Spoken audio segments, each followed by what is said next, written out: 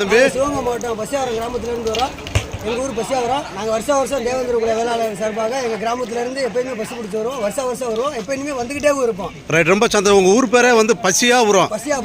கீழடி அகழ்வாராய்ச்சி தெரியுமா? அது பக்கத்து ஊர் எங்கள் ஊர் பசியாவரம். ரைட், ரொம்ப கெத்துது. ரைட், ரொம்ப சந்தோஷம். சிவகங்கை மாவட்டத்திலே எங்கள் ஊர்ல சிலை இருக்கு. என்ன சிலை?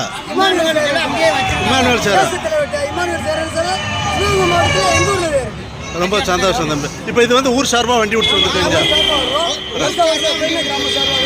ரைட்டு, ரொம்ப கவனமாக போனால் கவனமாக வந்துடணும். ரைட்டு, அவர் முன்னாடியா? ரைட்டு.